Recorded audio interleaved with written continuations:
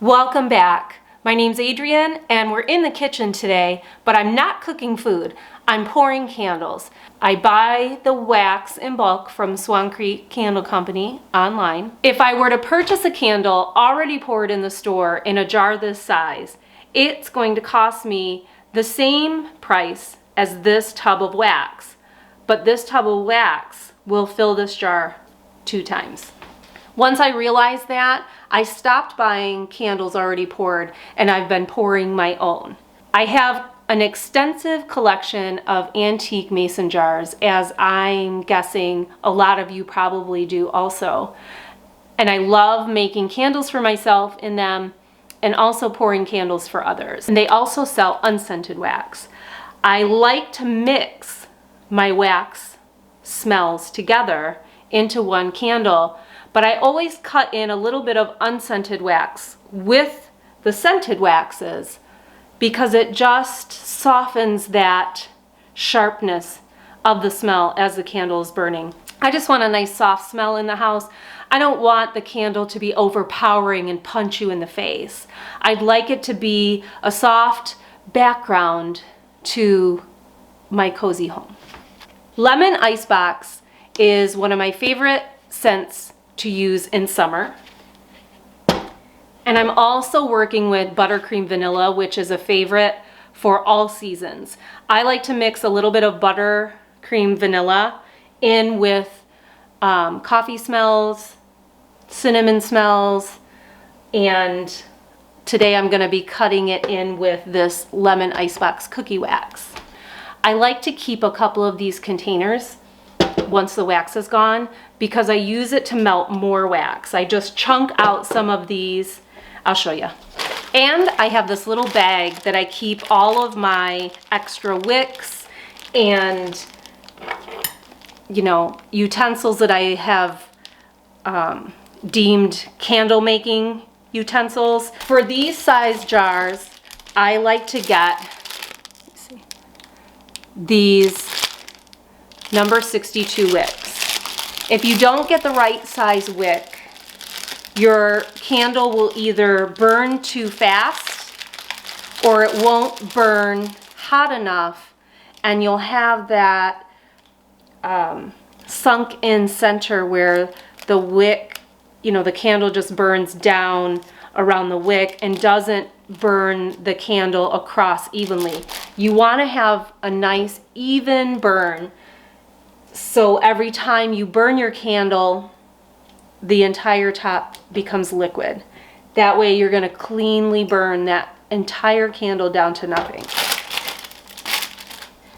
If you watch the video, because they do have a video showing you how to melt this wax and how to pour your own candles, they're going to tell you that you have to hot glue gun this wick down. You don't. When I get the wick out, I like to bend it all around a little bit just to give it a little bit of pliability, flexibility. You do want it to be straight and you do want this wick to stick to the bottom, but you don't have to get a hot glue gun out to make that happen. I'm starting with the Buttercream Vanilla and I'm just cutting in to it. And I'm careful not to poke my knife right through the side because it is kind of thin.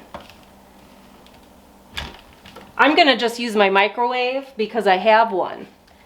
And if you don't have a microwave or you don't like using a microwave, you can melt this just in a pan on low or in a double boiler. I know that a full tub of this wax would fill this candle jar twice. And because I have about 1.5 jars here, I know that I'll need at least half, probably 3/4 of this container full of wax. And I decide if there's a scent that I'm using that I want to be a little bit more powerful than the other, and just make sure that I add a little bit more of that flavor to the candle. Because it's summer, I want this to be a fresh scent.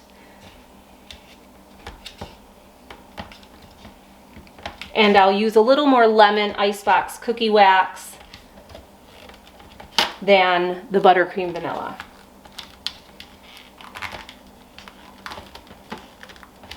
I also like to have this tray here in case I drop little crumbs of wax.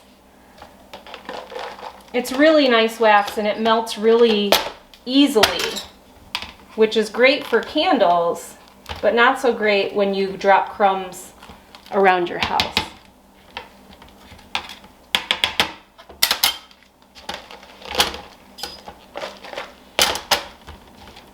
Now you have to keep in mind there's a lot of air in here. I'm going to fill this all the way to the top and it still might not be enough because, you know, this is solid in here. There's no gaps from the air. This has a lot of gaps.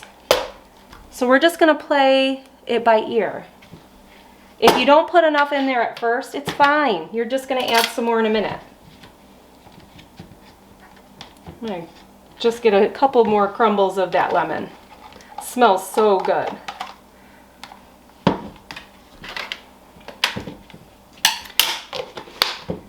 And I'm topping it off with this unscented wax because, again, I don't want this candle to be overpowering. I just want a nice, soft, cozy smell that freshens up the house.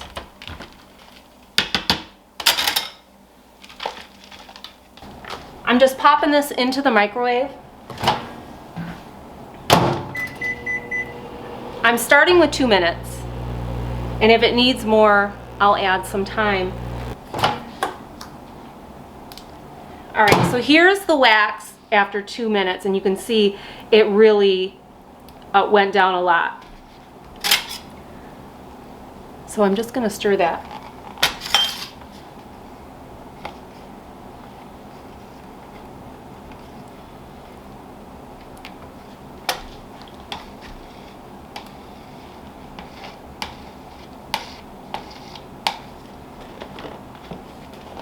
And I'm going to add a little bit more unscented wax because I feel like I have enough smell. Bonus, the unscented wax is a little bit cheaper.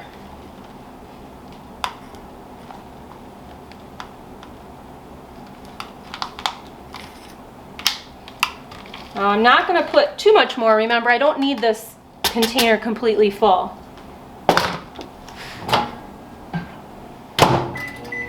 Putting it in for another minute with that added wax. All right, so we're getting pretty clear, but there's still a lot of chunks in there, and I'm not going to keep cooking this in the microwave until it is completely melted. You want to try to retain as much of that fragrance as you can. So I'm just going to keep stirring until this melts down completely. As you can see, there's a couple little chunks in there. It's not super clear, so it's not super hot. And the benefit, an added benefit to that is it's not too hot for me to hold. If I were to warm this up to be completely clear and melted all the way through, it's gonna be really hot to hold on to. And that can be dangerous. I'm starting with this little candle because it's a gift and I wanna make sure that this one is full. I am securing my wick by taking my candle knife and I'm just pressing the wick down right in the center where I want it. I'm not putting any glue on this or anything. I'm just making sure that the wick is somewhat centered. Now, this wax is hot. It's not going to set up immediately, so you're going to have time to move this wick around. So if it's not exactly perfect right now while you're pouring, it's okay. You're going to want to secure the wick first. So if you're wrapping it around a pencil or something, just make sure that the metal part of the wick,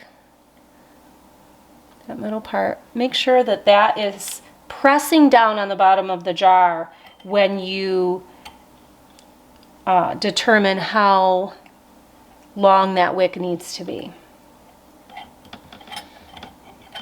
I'm just sliding my little metal wick holder over to give me room to pour. And what's great about these containers is they're flexible and they kind of squeeze in. It makes it a lot easier to hold on to. I've got my wick pressed down gently with my knife, and I'm pouring the wax in carefully. See, I did have a couple of chunks in there. They're not big, it's going to be fine. Now, once you get that poured, you know, your knife is on the bottom of that wick. And you just want to center it in the wax.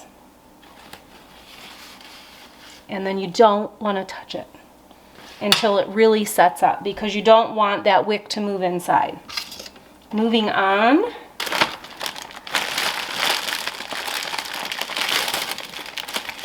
I know I have another one of these things, but I can't find it.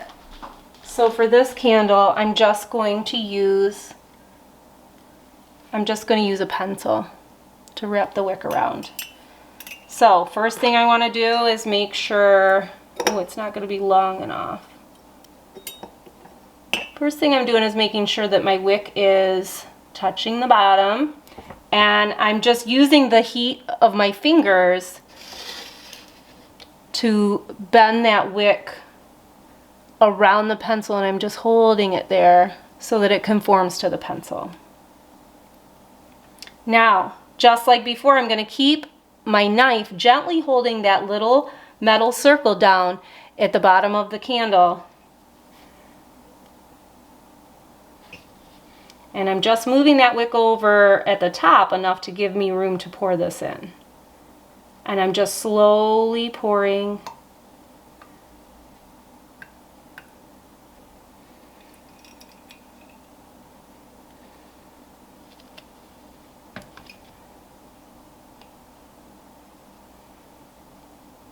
Now, I didn't have enough to fill it up, and that's okay. I'm going to add a little bit more. I'm just putting in a little more lemon and a little more unscented. I don't want to move this wick out of the way like I normally would, because it's already starting to set up in that wax. I'm just going to pour really carefully and slowly, because I don't want to jostle that wick around.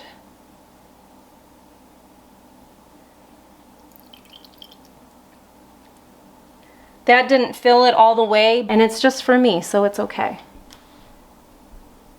It's the next morning, and as you can see, the wax has solidified completely. I already cut the wick, but you want to always keep the wick trimmed to about 1/4 of an inch. And you don't want to burn newly poured candles for at least 12 to 24 hours.